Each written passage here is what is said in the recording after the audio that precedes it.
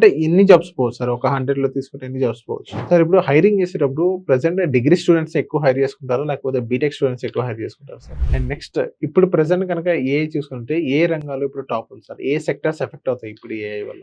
అగ్రికల్చర్‌లో ఏ రకంగా ఇప్పుడు డ్రోన్స్ ఒకటన్నా అదొక్కటేనా ఇంకేమన్నా ఉందా సార్? ఇప్పుడు ఫార్మాలో ఎలా యూజ్ చేస్తారంటారా?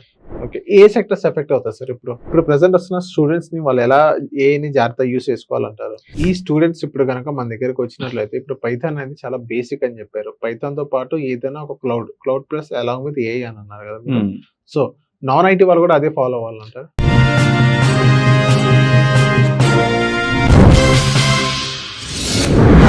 హలో ప్రవీణ్ గారు, వెల్కమ్ టు సోషల్ పోస్ట్. అంటే ఎన్ని జాబ్స్ పోవచ్చు సార్? ఒక 100లో తీసుకుంటే ఎన్ని జాబ్స్ పోవచ్చు? నిజం చెప్పాలంటే 100లో ఒక 100 జాబ్స్ ఉంటే మినిమం 40 to 50% జాబ్స్ పోతాయి. అది కూడా అవుట్డేటెడ్ టెక్నాలజీస్ మాత్రం అంతే. కానీ ఓల్డ్ టెక్నాలజీస్ కి ఎక్స్టెన్షన్ నేను చెప్తున్నాను, రీప్లేస్మెంట్ కాదు. ఇప్పుడు టెలికాలింగ్ చేసుకోవాలి, టెలికాలింగ్ కి చాలా ఆర్టిఫిషియల్ ఇంటెలిజెన్స్ మోడల్స్ వచ్చేసినాయి. మనిషిలాగే ఫోన్ మాట్లాడుతుంటాయి, మనిషిలాగే అన్ని చేసేస్తుంటాయి కాబట్టి దాంట్లో కెరీర్ గ్రోత్ ఉండదు. అలాంటి వాళ్ళందరూ కొంచెం స్కిల్స్ అప్గ్రేడ్ చేసుకుని వేరే టెక్నాలజీ చూస్ చేసుకోవాలి. ఓకే. అట్లా కొన్ని జాబ్స్ పోతూ ఉంటాయి. అంటే ఓల్డ్ టెక్నాలజీ, అవుట్డేటెడ్ టెక్నాలజీస్ అన్ని పోతే కొత్త టెక్నాలజీస్ అన్ని వచ్చేస్తుంటాయి. ఇప్పుడు అజెంటిక్ ఏఐ కానీ, జనరేటివ్ ఏఐ కానీ, ఇంకా ఆర్టిఫిషియల్ జనరేటివ్ ఏఐ కానీ, అంటే చాలా టెక్నాలజీస్ వస్తూ ఉంటాయి. ఇప్పుడు భవిష్యత్ అంతా ఐటీ టెక్నాలజీస్ లో ఇప్పుడు ఏఐకి ముందు టెక్నాలజీస్, తర్వాత టెక్నాలజీస్ అన్నట్టుగా ఉంది ఇప్పుడున్న సిచ్యువేషన్. ఓకే. కాబట్టి ఈ 2030 వరకు వీటి మీద ఎంత గ్రిప్ తెచ్చుకుంటే వాళ్ళ కెరీర్ గ్రోత్ అంత బాగుంటుంది. సార్ ఇప్పుడు హైరింగ్ చేసేటప్పుడు ప్రెజెంట్ డిగ్రీ స్టూడెంట్స్ ఎక్కువ హైర్ చేసుకుంటారా? లేకపోతే బీటెక్ స్టూడెంట్స్ ఎక్కువ హైర్ చేసుకుంటారా సార్? ఇప్పుడున్న జనరేషన్ లో అసలు ఎవరు పట్టించుకోరు. ఎడ్యుకేషన్ అనేది ఆప్షనల్.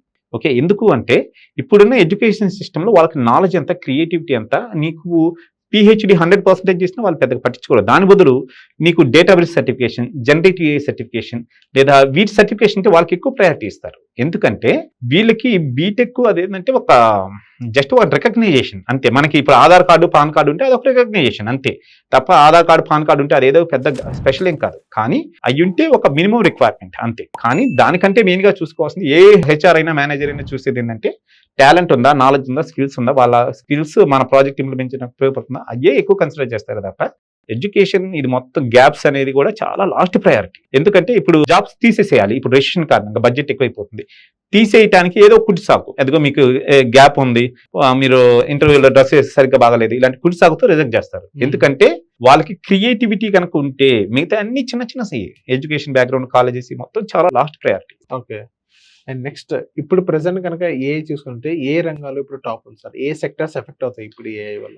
ఏఐ కారణంగా విపరీతంగా బాగా డెవలప్ అయ్యే టెక్నాలజీ నా కరెక్ట్ అయితే అగ్రికల్చర్. భవిష్యత్తులో అగ్రికల్చర్ ఒకటి, హెల్త్ కేర్ సెక్టార్ ఒకటి విపరీతంగా డెవలప్ అవుతూ ఉంటుంది. అంటే ఆటోమేటిక్ గా ఇంక భవిష్యత్తులో ఈ ఏఐ తర్వాత ఇంకొన్ని నెలల్లోనే మళ్ళీ డ్రోన్ సిస్టమ్స్ కూడా జనరేట్ అవుతుంది. దానికి కూడా ఒక సిస్టమ్ తయారు చేస్తున్నారు డ్రోన్స్ కూడా. సో అయ్యి ఇది రెండు కంబైన్ అయితే భవిష్యత్ అంతా అయ్యే మెయిన్ గా వ్యవసాయ రంగం, హెల్త్ కేర్ రంగం చాలా డెవలప్ అయిపోతుంది. అవి రెండు బాగా డెవలప్ అయ్యాయి. అలాగే సాఫ్ట్వేర్ ఇండస్ట్రీలో కొంచెం నెగిటివ్ ఇంపాక్ట్ చూడొచ్చు కొన్ని టెక్నాలజీస్, అన్నిటికి కాదు. ఓకే, కొన్ని టెక్నాలజీ నెగిటివ్ చూపొచ్చు. కొన్ని టెక్నాలజీ ఇప్పుడు సెల్ఫ్ డ్రైవింగ్ కార్స్ వస్తూ ఉంటాయి. అవి వస్తే బహుశా క్యాబ్ మీద డ్రైవ్ చేస్తే కొంచెం ప్రాబ్లం ఉండొచ్చు, ఒప్పుకుంటాను. కానీ అది కూడా ఉపయోగపడుతుంది. అంటే ఎక్కువగా బాగా పాజిటివ్ అయ్యేది మాత్రం ఈ medical sector and agriculture sector. Agriculture లో ఏ రకంగా ఇప్పుడు డ్రోన్స్ ఒకటన్నా అదొకటేనా ఇంకేమన్నా ఉందా సార్? అనే కాదు, దీంతో పాటు ఐఓటీ అనే ఒక టెక్నాలజీ కూడా ఇప్పుడు ఆన్ ది వేలో ఉంది. 5G కనుక బాగా ఇండియాలో వచ్చేస్తే అది కూడా చాలా డెవలప్ అవుతుంది. దాని ద్వారా ఏమవుతుందంటే భూమి లోపల తేమ ఎంత ఉంది ఆటోమేటిక్ గా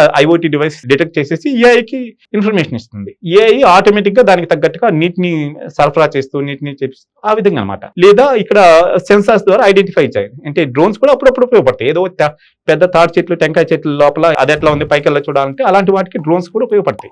అయ్యే ఎగురుకుంటా వెళ్ళేసి అక్కడ చూసేసి డ్రోన్స్ హై టెక్నాలజీస్ ద్వారా వాట్ ఇస్ ద డిసీజెస్ అని ఐడెంటిఫై చేసేసి అది స్టార్టింగ్ స్టేజ్ లోనే అదే చూసుకుంటుంది. ఫెర్టిలైజర్స్ చల్లటం కానీ ఇలాంటి ఆటోమేటిక్ గా అయ్యే చూస్ చేసుకుంటాయి. ఆ విధంగా ఆర్టిఫిషియల్ ఇంటెలిజెన్స్ వ్యవసాయ రంగాన్ని మాత్రం చాలా ఇంప్రూవ్ చేస్తుంది. కానీ ఆ వ్యవసాయ రంగంలో కూడా టెక్నాలజీ బాగా ఇంప్రూవ్ చేసుకుని ఈ ఏఐని కూడా ఎట్లా ప్రాపర్ గా ఉపయోగించాలని తెలిస్తే ఇంకా వాళ్ళు క్లిక్ అవుతారు. అలా కాకుండా జరిగేదో జరకమాందలే అన్నట్టుగా ఓల్డ్ అవుట్డేటెడ్ స్ట్రాటజీస్ కూడా అక్కడే ఫాలో అయితే అగ్రికల్చర్ కూడా పెద్దగా ఏం ప్రాఫిట్ ఉండదు. ఇప్పుడు ఫార్మాలో ఎలా యూజ్ చేస్తారంటారు? అదే వాళ్ళకి నాలెడ్జ్ ఉండాలి, ప్రతి విషయంలో నాలెడ్జ్ ఉండాలి. ఇప్పుడు సెల్ ఫోన్ ఉంది, మొన్నటిదాకా మన పేరెంట్స్ కూడా ఎవరికి తెలియదు, వాళ్ళకి సరిగ్గా మనమే కౌన్సిలింగ్ ఇచ్చి ఎట్లా చేయాలని స్మార్ట్ మొబైల్ నేర్పించాం. అలాగే ఈ ఆర్టిఫిషియల్ ఇంటెలిజెన్స్, డ్రోన్స్ ఎట్లా ఉపయోగించాలి అనేది ఒక అగ్రి క్లినిక్ లాంటిది ఒక ప్రతి విలేజ్ లో ఉంటుంది అనుకుంటాను. అలాంటి వాళ్ళ దగ్గర చిన్నపాటి ట్రైనింగ్ ఇచ్చుకోవటం, అలా చేసుకోవటం. అది లేదు అనుకుంటే ఇంకా నాకు తెలిసి నా అంచనా కరెక్ట్ అయితే ప్రతి ఊర్లో ఒక ఈ డ్రోన్స్ ని అసెంబ్లీ చేసే వాళ్ళు వీళ్ళంతా ఒక వ్యవస్థలాగా తయారవుతుంది. అంటే ఇప్పుడు మెకానిక్ షాప్ వాళ్ళు ఎట్లా ఉన్నారు ప్రతి విలేజ్ లో, అలాగే ఈ అగ్రికల్చర్స్ వాళ్ళు కూడా హ్యాండిల్ చేసుకోవడానికి ఒక డ్రోన్ సిస్టమ్ లాంటి వాళ్ళే ఇలాంటి సిస్టమ్ భవిష్యత్తులో రాబోతుంది. 100% రావడానికి స్కోప్ ఉంది. ఓకే, ఏ సెక్టర్స్ ఎఫెక్ట్ అవుతాయి సార్ ఇప్పుడు? మెయిన్ గా ఈ ఆర్టిఫిషియల్ ఇంటెలిజెన్స్ లో ఎక్కువగా ఇంపాక్ట్ అయ్యి ఈ రెండు టెక్నాలజీస్ అంటే agriculture and health care system లో కూడా ఇప్పుడు కూడా ఒక మెడికల్ టెస్ట్ చేయాలంటే చాలా ఎక్స్పెన్సివ్ అయిపోతుంది. భవిష్యత్తులో ఖర్చులు మొత్తం 90% తగ్గిపోతాయి. జస్ట్ ట్రాకింగ్ ద్వారా ఏం చేస్తుంది ముందుగానే ఐడెంటిఫై చేసుకోవడం, ఇది మొత్తం చాలా తగ్గుతాయి. హెల్త్ కేర్ సెక్టార్ లో తగ్గుతుంది, ప్లస్ అగ్రికల్చర్ సెక్టార్ లో కూడా చాలా తగ్గుతుంది. భవిష్యత్తులో ఈ మార్కెటింగ్ కూడా ఇప్పుడు కూడా అగ్రికల్చర్ లో ఒక పెద్ద మార్కెటింగ్ సిస్టమ్, భవిష్యత్తులో కూడా ఈ మార్కెటింగ్ సిస్టమ్ కూడా అన్నిటినీ ఆప్టిమైజ్ చేస్తుంది. ఎందుకంటే అన్ని యాప్స్ వచ్చేసినాయి, ఏ ఏరియాలో ఎక్కడెక్కడ ఏమేమి కావాలో మనకి యాప్స్ ద్వారా చెప్పేస్తారు. ఆటోమేటిక్ గా రైతు కాడి నుంచి డైరెక్ట్ గా వాళ్ళకి వెళ్ళడానికి స్కోప్ ఉంది. ఈ విధమైన సిస్టమ్ భవిష్యత్తులో రాబోతుంది. కాబట్టి అగ్రికల్చర్ మాత్రం చాలా డెవలప్ అవుతుంది. ఇప్పుడు ప్రెసెంట్ వస్తున్న స్టూడెంట్స్ ని వాళ్ళు ఎలా ఏని జాగ్రత్త యూస్ చేసుకోవాలంటారు? అందుకే చెప్తున్నాం కదా, ఈ AI లో కూడా ఇప్పుడు ఎట్లా ప్రాపర్ గా ఉపయోగించుకోవాలి. కాలేజ్ డేస్ లో కూడా ఇప్పుడు డేటా సైన్స్ లో మాస్టర్స్ చేస్తున్నారు, AI లో ఉంది. దాంట్లో కూడా ఇది ఏ విధంగా మంచిగా ఉపయోగించుకోవాలి, నెగిటివ్ గా ఎట్లా ఉపయోగించకూడదు అని చెప్పేసి వాళ్ళ కాలేజీలో కూడా నేర్పిస్తారు. ఇప్పుడు ఆ నేర్పించిన టెక్నాలజీస్ ఏ విధంగా రియల్ టైమ్ గా ఉపయోగించుకోవాలి, అది కూడా మంచి ఇన్స్టిట్యూట్ లో ఇంటర్న్షిప్ లాగా చేయాలి. అలా చేయకుండా ఏదో బట్టేసి మాస్టర్ కంప్లీట్ చేసిన, ఇప్పుడు నేను చూస్తున్నాను, నాకు తెలిసిన చాలా మంది కూడా డేటా సైన్స్ లో మాస్టర్ చేసిన వాళ్ళు వచ్చినారు, ఏఐలో మాస్టర్ చేసిన వాళ్ళు కనీసం పాండాస్ కూడా సరిగ్గా రావట్లేదు. వాళ్ళంతా ఇదిగా ఉంది. కానీ వాళ్ళు కాలేజ్ డేస్ లోనే మోడల్స్ తయారు చేయటం, LLM మోడల్స్ అంటారు, అవి మొత్తం తయారు చేయటం, ఈ మొత్తం నేర్చుకుంటూ ఉంటే వాళ్ళకి మంచి కెరీర్ గ్రోత్ ఉంటుంది. ఇప్పుడు చాలా ఈ టీహబ్ లో కూడా చాలా ఇంక్యుబేటింగ్ అని చాలా కంపెనీస్ ఇంటర్న్షిప్ ఇస్తూ ఉన్నాయి AI మీద, డ్రోన్స్ మీద, ఇలాంటి అన్ని టెక్నాలజీస్. సో మెయిన్ గా స్టూడెంట్ కి ఇంట్రెస్ట్ గా ఉండాలి. మనం నేర్చుకోవాలి, మన కెరీర్ గ్రోత్ ఇంప్రూవ్ చేసుకోవాలి, ఈ టెక్నాలజీస్ లో మనకి లైఫ్ కెరీర్ గ్రోత్ బాగుంటుంది అనేది వాళ్ళే నేర్చుకోవాలి తప్ప ఎవరో వెనకాల నుంచి పెడితే అది అంత పాజిటివ్ ఉండకపోవచ్చు. ఓకే, ఈ స్టూడెంట్స్ ఇప్పుడు కనుక మన దగ్గరకు వచ్చినట్లయితే ఇప్పుడు పైథాన్ అనేది చాలా బేసిక్ అని చెప్పారు. పైథాన్ తో పాటు ఏదైనా ఒక cloud plus along with AI అని అన్నారు కదా. సో నాన్ ఐటీ వాళ్ళు కూడా అదే ఫాలో అవ్వాలంటారు? నాన్ ఐటీ వాళ్ళు కూడా దాదాపు అదే ప్యాటర్న్ ఫాలో అయితే బెస్ట్. ఎందుకంటే నాన్ ఐటీ వాళ్ళు కూడా అది కూడా నాకు అవసరం లేదు అనుకునే పని అయితే నాన్ ఐటీ సెక్టార్స్ చాలా ఉంటాయి. ఇప్పుడు ఆటోమేషన్ చేసుకో, ఇందాక మీరు చెప్పిన అగ్రికల్చర్ ఫీల్డ్ లోని వాళ్ళు నాకు అవసరం లేదు. అలాంటప్పుడు ఏముంది, డ్రోన్స్ అసెంబ్లీ చేయడం పెద్ద ప్రాబ్లం కదా. ఇక్కడ ఆల్రెడీ బేగంపేటలో కొన్ని డ్రోన్స్ పైలట్ అకాడమీ వాళ్ళు కూడా నేర్పిస్తున్నారు. డ్రోన్స్ అసెంబ్లీ చేయటం AI ద్వారా అసలు ఏంటి ఉపయోగిస్తారు, ఎట్లా ఉపయోగిస్తారు, ఏ ప్రోగ్రామ్ రాయాలి, అంతే చిన్నపాటి నేర్చుకొని వాళ్ళ ఊర్లోనే పెట్టుకోవచ్చు. ఆ విధంగా నాన్ ఐటీ వాళ్ళు కూడా సర్వైవ్ అవ్వచ్చు. ఇదే కాదు, రియల్ ఎస్టేట్ సెక్టార్ లోనే ఉంది.